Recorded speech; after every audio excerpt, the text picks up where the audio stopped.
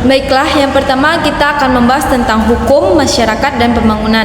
Pembangunan tidak hanya terbatas pada pertumbuhan ekonomi semata, tetapi juga mencakup perubahan sosial, politik, budaya yang bertujuan untuk meningkatkan kesejahteraan seluruh anggota masyarakat.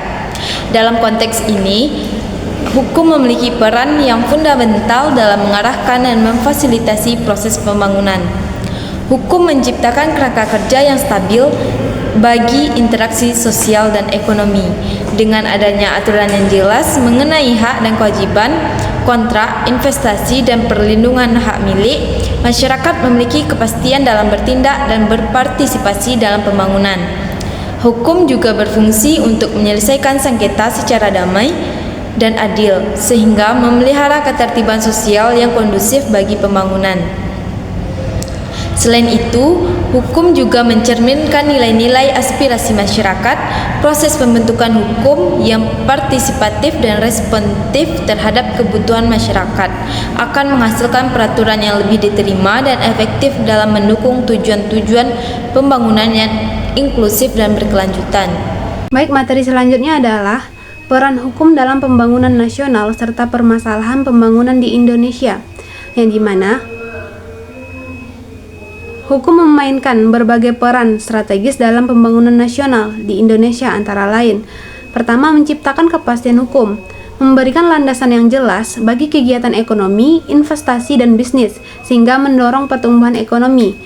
Yang kedua, melindungi hak asasi manusia, yang dimana menjamin hak-hak dasar warga negara termasuk hak atas pendidikan, kesehatan pekerjaan, dan lingkungan yang sehat. Yang ketiga itu pemberantasan korupsi, menciptakan sistem hukum yang transparan dan akuntabel, serta menegakkan hukum secara tegas terhadap praktek korupsi yang menghambat pembangunan. Yang keempat yaitu mendorong investasi, menyediakan kerangka hukum yang menarik dan aman bagi investor baik domestik maupun asing.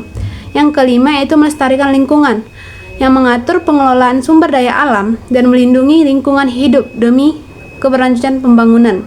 Yang keenam itu menciptakan keadilan sosial, mengatasi ketimpangan sosial dan ekonomi melalui kebijakan hukum yang berpihak pada kelompok marginal dan rentan.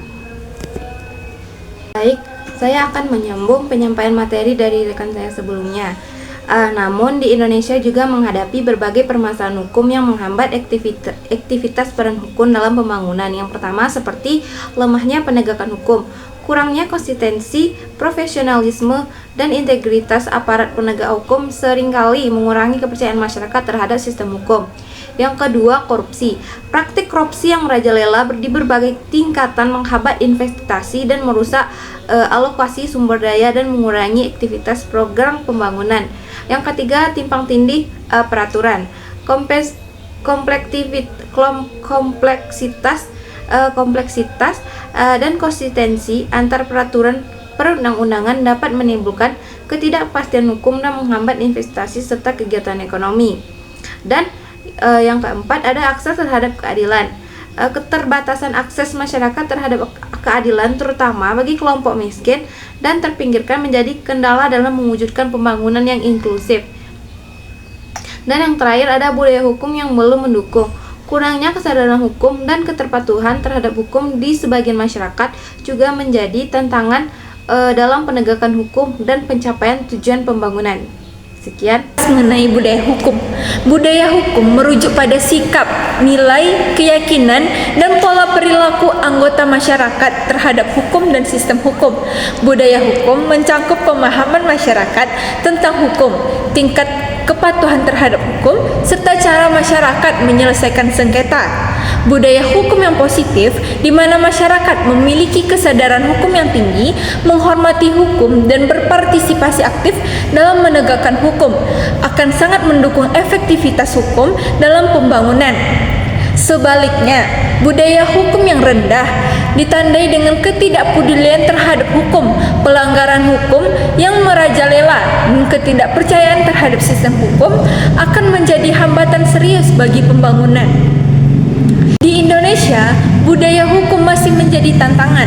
Tingkat kesadaran hukum dan kepatuhan terhadap hukum di sebagian masyarakat masih perlu ditingkatkan.